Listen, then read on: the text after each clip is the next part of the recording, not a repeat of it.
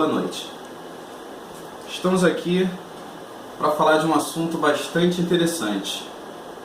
Religião é um assunto que divide o mundo.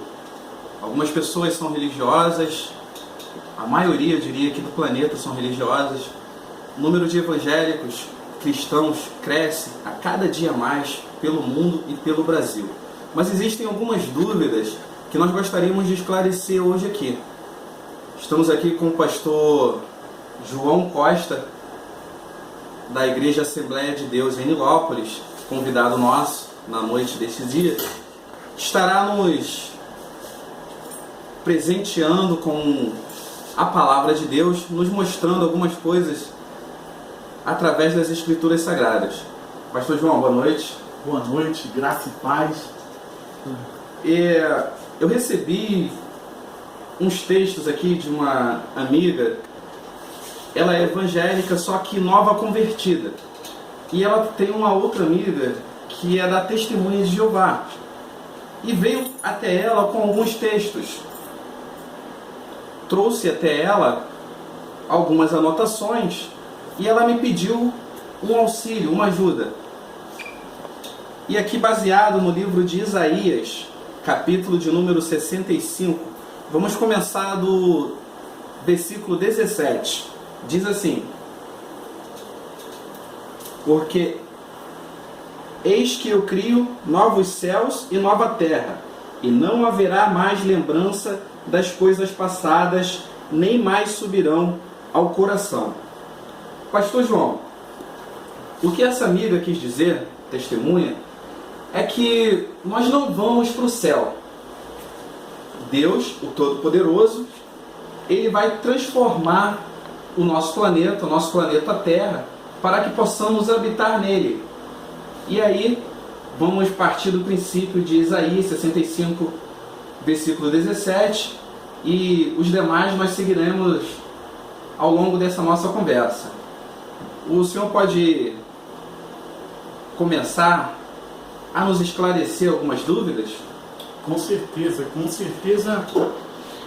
Esse é um dos temas mais debatidos ultimamente acerca de novos céus e nova terra. Nós iremos tratar um pouco acerca das testemunhas de Jeová que tem propagado durante séculos e séculos que o lugar onde habitarão eternamente será aqui na terra. Precisamos ficar muito bem entendidos e compreendidos nessa noite do que diz a palavra de Deus. O que diz a palavra do Senhor na terra. Quando pegamos o texto de Isaías 65, 17, a qual foi lido nesse momento, precisamos entender escatologicamente uma série de eventos que vão acontecer até que novos céus e nova terra vão ser preparados para aquele que for digno de estar nele. Vamos observar algumas trajetórias que a Bíblia vem nos relatando e nos mostrando acerca de como isso acontecerá e de quando se sucederá tais eventos. Nós, como Igreja do Senhor aqui na Terra, estamos aguardando um dos maiores eventos, se não o maior evento que a Igreja está aguardando nos últimos tempos, é o arrebatamento da Igreja. Quando você começa a estudar o livro de Mateus capítulo 24, lendo seus versículos, partindo para o capítulo 25, você vai começar a ver Jesus falando acerca do princípio de dores. Que haveria uma grande dor em todo o planeta Terra, que haveria um momento tão difícil, que a humanidade vai passar, que a humanidade vai estar presente, muitos vão estar presentes, até que a igreja seja arrebatada. Mas o que nós estamos esperando nesse momento é o arrebatamento da igreja. Daí, a igreja sendo arrebatada, nós vamos pular para a grande tribulação. Depois da grande tribulação, nós vamos pular para o milênio. O milênio, que é onde nós queremos chegar nesse momento agora, quando se fala de novos céus e nova terra. Observe o seguinte, que esse texto, os nossos amigos, nós amamos em Cristo Jesus, testemunho de Jeová, se equivocaram na interpretação de que Os escolhidos, como eles bem relatam, morarão aqui na terra. Isso é um grande equívoco. Pelo seguinte, vamos ler alguns versículos que se seguem adiante. É necessário mencionar o seguinte, que texto sem contexto é um pretexto para a heresia. E é necessário se observar outra coisa, que as testemunhas de Jeová, e muitos dos seus ensinos pegam versículos isolados para fundamentar ideias. Então, para que você possa entender o texto na sua amplitude, é necessário você pegar o início, o meio e o fim, para que possa ficar bem esclarecido o que o texto quer falar. Pastor, só um segundo. Então, o senhor diria que aqui eles interpretaram de uma forma equivocada, a partir do versículo 17, esses novos céus e nova terra não seria aqui na terra? Ou seja, essa nova terra não seria uma terra transformada, essa nossa terra transformada por Deus? Vejamos o seguinte, quando a igreja passar pelo que nós entendemos que é o princípio da grande tribulação, que é o período de grande dor, de grande sofrimento, a qual, no final de 7 anos, escatologicamente comprovado de acordo com a Bíblia, Jesus vem, entra com a sua provisão, destrói o anticristo, acaba com o mal e vai estabelecer o seu reino milenar.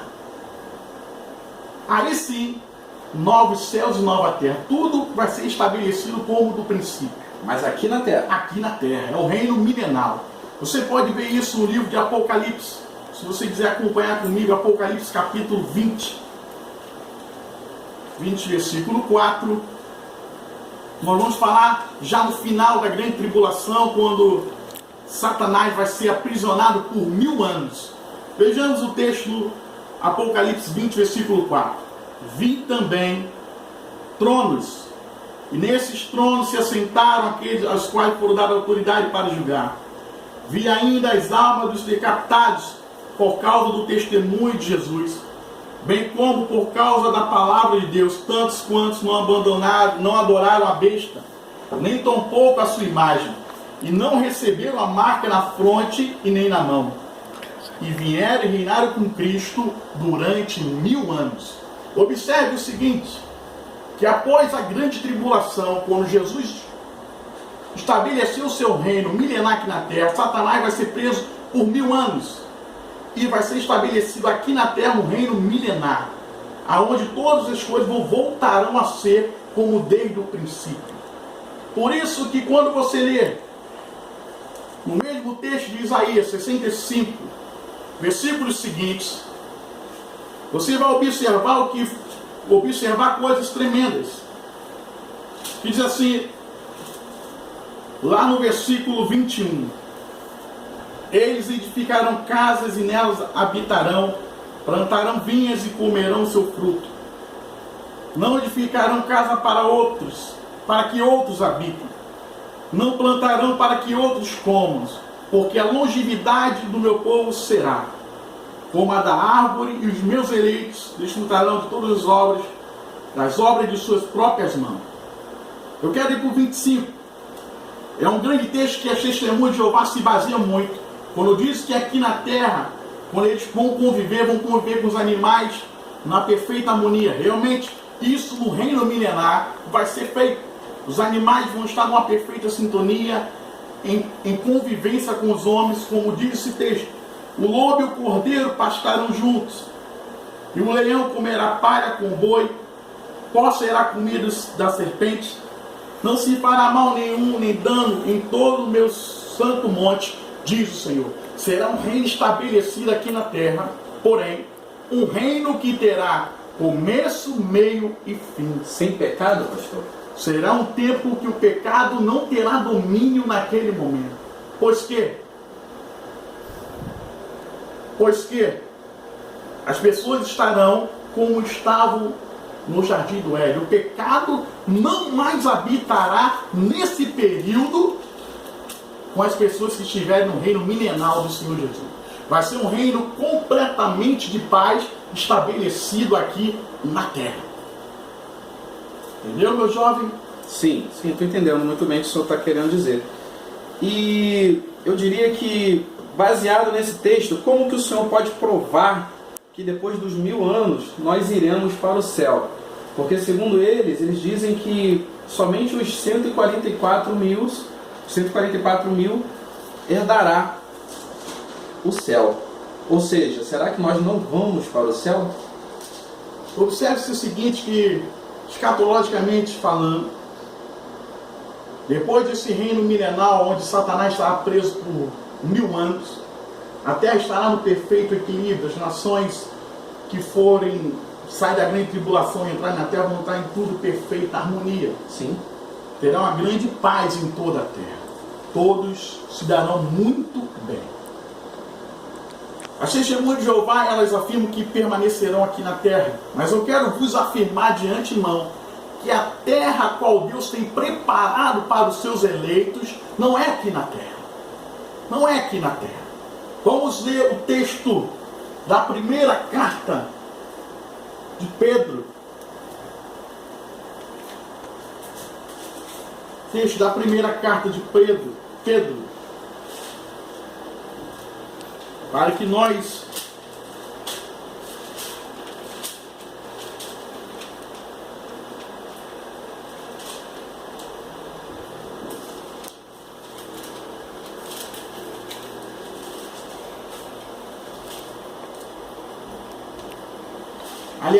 retificando, segunda carta de Pedro, capítulo de número 3, versículo de número 12. Diz assim: as testemunhas de Jeová, a organização Testemunho de Jeová prega que eles morarão aqui na terra para todo sempre. Isso é uma grande mentira. Isso é uma grande... não tem base nas Escrituras. Isso não procede. De acordo com as Escrituras, após o reino milenar, o juízo de Deus vai ser estabelecido sobre a terra. E essa terra que hoje nós vemos, ela vai ser desfeita em fogo pelo poder da glória de Deus. Vamos ler o texto, segunda carta de Pedro, capítulo 3, verso 12. Esperando e apressando a vinda do dia de Deus, por causa do qual os céus incendiados serão desfeitos e os elementos abrasados se derreterão. Nós, porém, segundo a promessa, esperamos novos céus e nova terra, nas quais habita a justiça. Mas ainda eu quero frisar, para a gente ter mais base de que a nossa morada não será aqui, o livro de João, capítulo 14, o que o próprio Senhor Jesus vai nos relatar na sua palavra. Se estiver em casa também pode acompanhar conosco. João 14. João 14.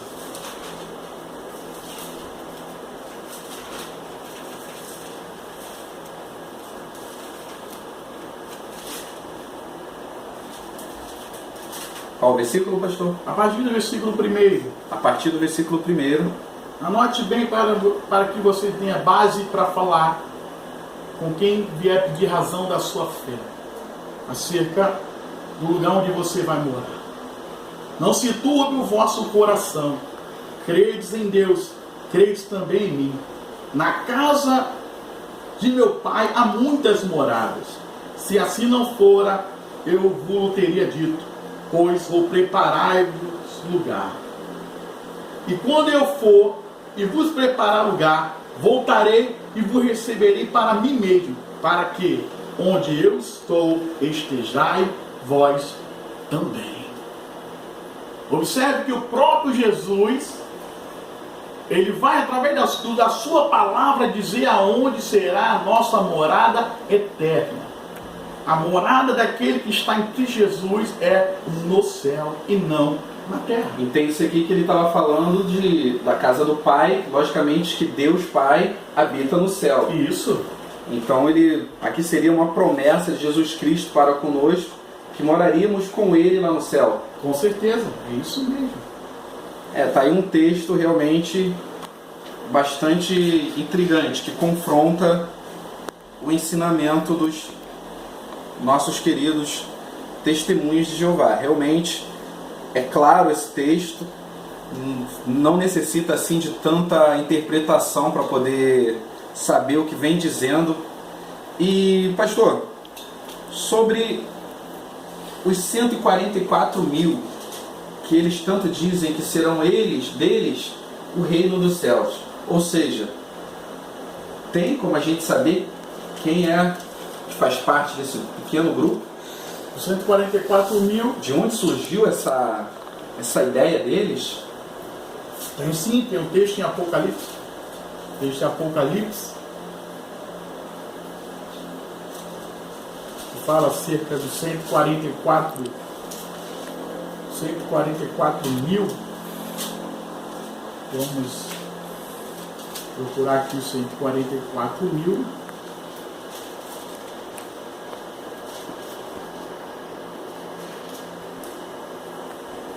Apocalipse 7, seria isso? Isso, 144 mil. Esse, segundo as testemunhas de Jeová, os 144 mil são aqueles que vão morar no céu com Deus. E de onde provém isso? De onde surgiu essa ideia desses 144 mil? Porque eu já vi algumas pessoas relatando que não sabem se fazem parte desse grupo dos 144 mil. Então tinham dúvidas se vão ou não para o céu. Já vi cristão preocupado, tipo, olha, não sei se eu sou puro, se eu faço parte dos 144 mil. Procede essa dúvida, esse desespero? Procede, essa é uma dúvida muito pertinente. E é o que muitas pessoas ficam embaraçadas. Quem são os 144 mil que vão morar no céu? Como eu vos falei, os 144 mil vêm da grande tribulação. Todos nós sabemos o seguinte, que a nação de Israel ainda não reconhece Jesus e nem reconheceu Jesus como seu Salvador. É fato. E a Bíblia vai dizer o seguinte, que Israel, no tempo da grande tribulação, quem lê entenda como diz o livro do profeta Daniel, no seu capítulo 9, 10, 11, 12, que vai falar acerca do anticristo, quando estabeleceu o seu reino aqui na terra. Para que nós possamos entender um pouco dos 144 mil, você tem que entender sobre grande tribulação. A grande tribulação será um período de 7 anos, que se dará aqui na terra. E esse período vai ser um período tão terrível como nunca houve na terra. Aonde aqueles que ficaram aqui na terra, que não foram arrebatados, estiverem aqui na terra, sofrerão como nunca sofreram na terra. Dentre esses 7 anos, haverá 2 divisões. Os primeiros 3 anos e meio, o anticristo, como diz a Escritura, ele vai estabelecer um reino de paz, fará paz com todas as nações. Ele não vai mostrar para que ele realmente veio. Será um homem muito estratégico politicamente, na arte da guerra, e conquistará muitos para que fiquem ao seu lado. Na segunda metade dos 3 anos e meio, aí sim, ele vai mostrar o propósito para o qual ele veio. Ele vai mostrar qual foi o seu intuito de lutar contra aquilo que tudo se chama de Deus. Quando vocês precisam ler o livro de Daniel, acerca dessa mensagem profética. Quando ele se manifestar e querer sentar no trono de Deus, que vai ser restabelecido em Jerusalém, aí sim, aqueles que ficaram vão saber que negaram o Messias. Nesse tempo haverá uma grande comoção, porque eles vão ver que realmente negaram o Messias. Então muitos morrerão naquele tempo, mas entregarão as suas vidas para Cristo. Entregarão a sua vida para Cristo. Então esses 144 mil são aqueles que vão se converter no tempo da grande tribulação da nação de Israel. São aqueles que estão clamando debaixo do trono, quando você pode ler no livro de Apocalipse. Então esses são nação de Israel, povo de Israel, que vai se converter nesse período, durante grande tribulação. São esses que estão debaixo do trono, clamando a Deus. Ou seja, o crente servo do Deus Altíssimo, o servo de Jesus Cristo, aquele que reconhece a Jesus Cristo como Rei, como suficiente Salvador, único e suficiente Salvador, esse não estará aqui. Aquele que anda em retidão com Deus não estará aqui. Não estará aqui. O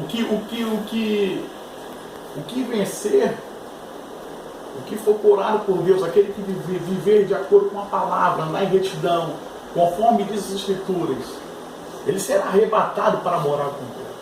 Agora, para os que ficarem, grande sofrimento haverá. Então é isso que as testemunhas de Jeová se confundem muito. Esses são aqueles que vieram na grande tribulação. Ou seja, no céu, como disse realmente Jesus, há muitas moradas. Então você não pode ficar vivendo aqui com medo de não fazer parte desse grupo, dos 144 mil. Você fez a vontade de Cristo, você andou conforme diz a palavra, você andou como Cristo quer que você ande, automaticamente você vai. Com certeza. Ou seja, com certeza. A terra não existirá para nós.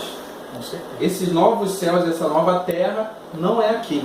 Não é aqui. Isso você pode ver no Apocalipse 21. E lá está, o título fala Novos Céus e Nova Terra. Apocalipse, capítulo 21. Se quiser acompanhar aí. É bom sempre acompanhar, porque Apocalipse 21. Como diz o livro de Oséias, capítulo 4, versículo 6, o povo perece porque eles faltam conhecimento. Nós devemos ser como os crentes de Bereia, Atos 17. Quando o apóstolo Paulo pregava, eles tinham por hábito abrir os textos e examinar as escrituras. Necessário é examinar as escrituras e o conteúdo dela. Você pode ler, caro irmão Saltinho, capítulo 21, pode ler. Versículo qual? Pode ler do 1 até o 8, até o 7. Vamos lá. O título diz: o novo céu e a nova terra. E vi um novo céu e uma nova terra, porque já o primeiro céu e a primeira terra passaram, e o mar já não existe. E eu, João, vi a santa cidade, a nova Jerusalém de Deus, descia do céu, abençoada como uma esposa ataviada para o seu marido.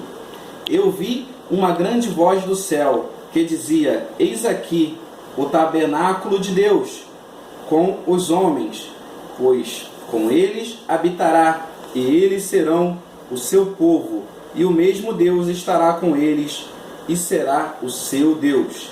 E Deus limpará dos seus olhos toda a lágrima, e não haverá mais morte, nem pranto, nem clamor, nem dor, porque já as primeiras coisas são passadas. No 5 diz assim: e o que estava sentado sobre o trono disse: eis que faço novas todas as coisas. E disse-me: escreve, porque estas palavras são verdadeiras e fiéis. No 6, e disse-me: eis, está cumprido. Eu sou o Alfa e o Ômega, o princípio e o fim.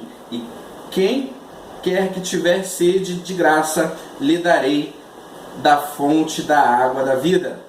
No 7, quem vencer herdará todas as coisas. Eu serei seu Deus e ele será meu filho. Finalizando no 8.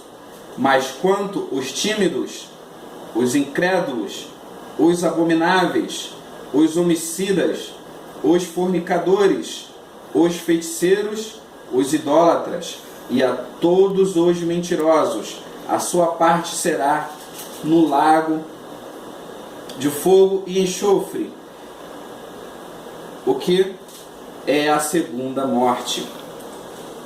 Aqui só para fazer aqui um comentário, o 8 termina de uma forma bem assustadora, né, pastor? É a segunda morte. Você vê aqui que do início tem umas promessas, coisas boas que vêm pela frente, mas o 8 termina duro, né? Para quem não pratica o que diz a palavra de Deus. Seria isso? É verdade. A segunda morte será onde Jesus vai dar o seu juízo, filho. Quando você vai no mesmo livro de Apocalipse, no capítulo 20, a partir do versículo 11, para a gente ver os juízos de Deus, vai ser assim. Vi um grande trono e aquele que se assenta, de cuja presença fugiram a terra e o céu, e não se achou lugar para eles. Vi também os mortos, os grandes e pequenos, postos em pé diante do trono. Então se abriram os livros. Ainda outro livro, o livro da vida, foi aberto. E os mortos foram julgados, segundo as suas obras, conforme que se achava escrito. Deu o mar os mortos que nele estavam. A morte e o além entregaram os mortos que neles haviam. E foram julgados, um por um, segundo as suas obras. Então, a morte e o inferno foram lançados dentro do lago que arde com fogo e com enxofre. Essa é a segunda morte, o lago de fogo. E se alguém não for achado escrito no livro da vida, este foi lançado para dentro do lago de fogo. Precisamos entender o seguinte: quando se fala acerca da segunda morte, haverá um tempo onde o grande trono branco vai ser estabelecido. Nele todos vão comparecer. Os mortos que morreram no mar, todos os mortos vão comparecer diante do trono para serem julgados um por um. Nesse momento vai ser dado o grande decreto. Quem lago de fogo de enxofre vai ser lançado lá, e quem vida eterna, vida eterna. Precisamos entender o seguinte, que cada um vai ser julgado nesse dia. Os livros vão se abrir. O livro da vida vai ser aberto. O livro das obras será aberto. Esse vai ser um dos dias mais tremendos na terra. O juízo final será o seguinte: aquele que for condenado será lançado no lago de fogo com enxofre.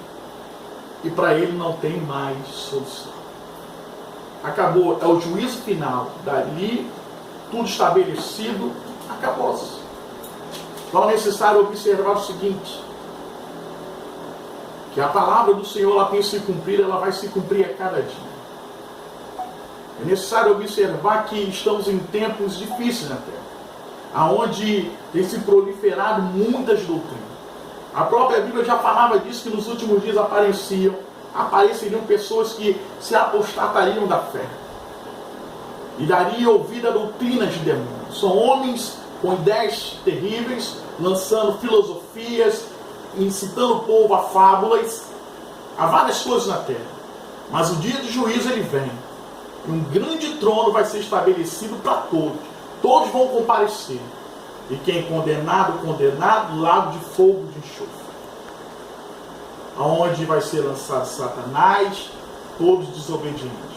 Uma coisa é de se alertar que Deus não preparou o inferno para nós, seres humanos, que fomos criados a sua imagem e semelhança. Não. Ele criou o inferno para Satanás e seus demônios. Só que nós entendemos que em pleno século XXI e nos séculos que ainda virão, o homem, o ser humano, vai procurar andar mais seguro se eu querer a sua vontade. Só que eu vos digo uma coisa: que tudo que o homem faz aqui na terra, ele vai prestar conta. Se você quiser andar pecando, continue pecando. Se você quiser andar fora do que está escrito na palavra de Deus, continue andando. Te é facultado tal coisa. Mas haverá um grande juízo para todos. Quem é para o céu, céu. Quem é para o inferno, inferno. Pastor, eu entendo que a Bíblia, ela não é de dupla interpretação. A Bíblia ela é de uma só interpretação, né? E a gente lê a Bíblia e pede orientação ao Espírito Santo de Deus para que possa mostrar a cada um de nós, revelar a verdade. E infelizmente nós somos até mesmo chamados de intolerantes, porque nós não aceitamos algumas versões que surgem, algumas digamos que doutrinas para interpretar as Escrituras. E eu diria que essa seria mais uma que interpreta a Bíblia de uma forma não correta. Seria isso? Verdade. O senhor poderia nos falar aqui rapidamente sobre a história do criador da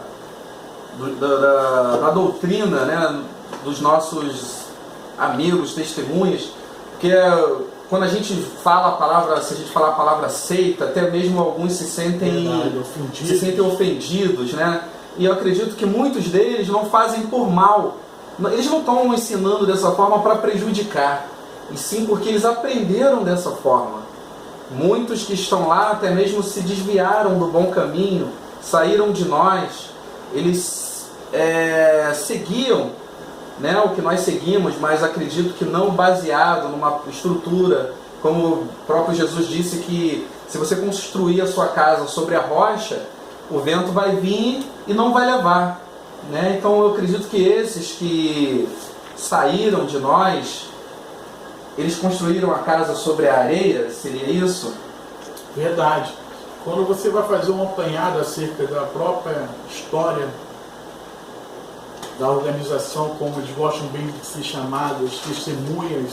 Vamos chamar de organização para não... As testemunhas de Jeová. Você vai ver que o seu fundador, que tem por nome Charles Taze Russell, ele era um cristão. Cristão? Ele era cristão. Olha que interessante. Ele vivia de acordo com a palavra de Deus. Mas depois de passar por vários problemas na sua vida, frustrações, decepções, ele se separa e começa a fazer uma nova interpretação das Escrituras Sagradas. Uma nova interpretação. Ele pega a Bíblia e começa a interpretar naquilo que ele entende. Existe uma versão que eles próprios lançaram, que é a versão do Novo Mundo, que tem várias alterações. Por exemplo, alterações. No livro de João, capítulo 1, versículo 1 diz, o texto original vai dizer que no princípio era o verbo, e o verbo estava com Deus, e o verbo era Deus.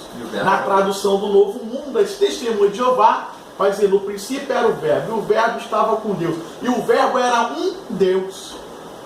Ou seja, eles alteraram para não confirmar a divindade do Senhor Jesus, que Jesus não é Deus. É um perigo isso. Então, é um perigo. Quando há uma distorção do original, daquilo que realmente é, isso acaba trazendo perigos. Outra coisa, eles comparam Jesus como sendo o arcanjo Miguel. Mas isso é outras coisas que nós vamos debater muito mais à frente. Mas só essa indagação do próprio livro, você pode pegar a Bíblia deles, a tradução do Novo Mundo, você vai ver que no João capítulo 1 há essa alteração, que Jesus é um Deus. Só que nós sabemos que Jesus é o próprio Deus. Jesus é o próprio Deus. João 10,30 vai dizer, eu e o Pai somos um. E o texto original, João 1, no princípio era o verbo estava com Deus e o verbo era Deus. Nós temos base para corroborar, para fortalecer e para dizer que Jesus é o próprio Deus. A Bíblia tem inúmeras fundamentações para comprovar isso. E fora ali falando de uma outra doutrina que eles pregam, uma aberração terrível, que é acerca do Espírito Santo. Sim. Eles dizem que o Espírito Santo é uma força ativa, uma força impessoal. Impessoal, que não tem personalidade.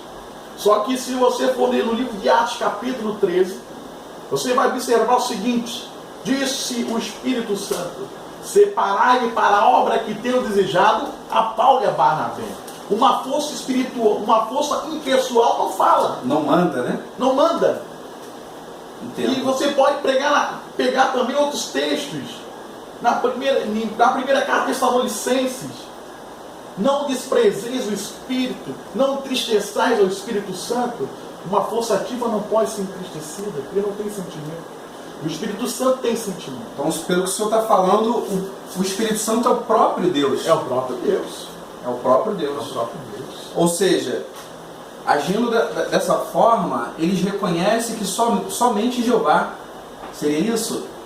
Eles não reconhecem Jesus como Deus, né? Para eles, o Espírito Santo Jesus como Deus seria um Deus. Um Deus. Aí já entraríamos em outro assunto como politeísmo. Seria um Deus. Só existe mas um Deus. Mas não Deus como Jeová. Ah, meu pai. Complicado. Então, há uma grande distorção da palavra de Deus. Então é isso que nós estamos refutando aqui nessa noite, para que todo texto se leia texto com contexto, não apenas um texto isolado, porque eles querem fundamentar um texto em toda a sua ideia. Então é isso que deve ser observado. Entendi.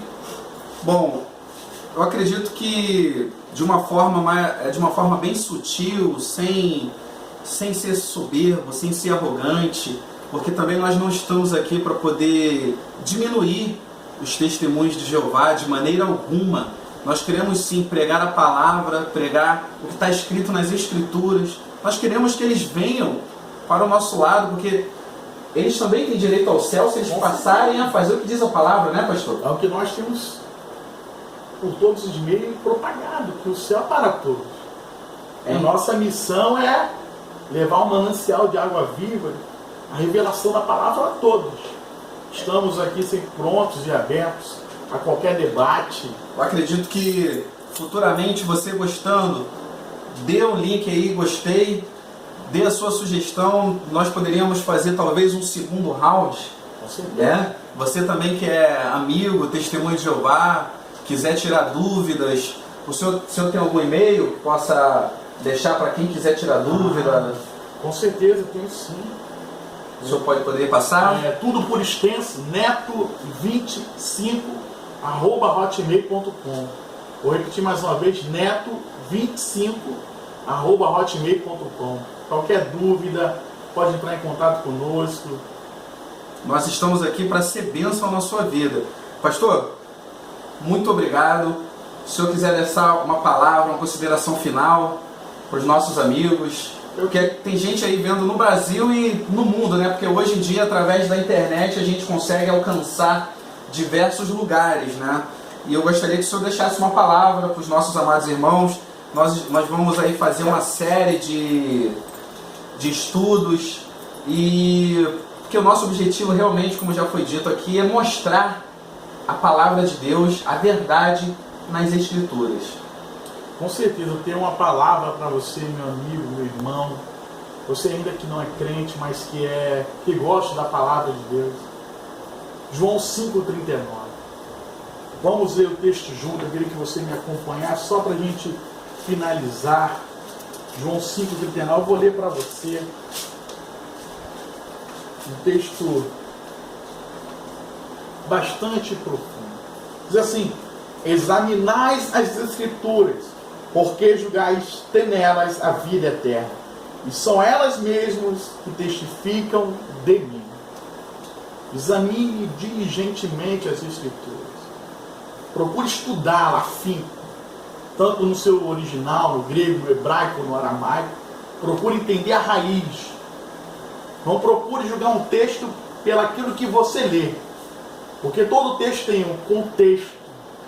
Você precisa entender tudo isso para compreender as Santas Escrituras. Então, eu digo a você, seja como os crentes de Bereia, Atos 17, examine, estudem, porque vocês terão vida naquilo que estudam.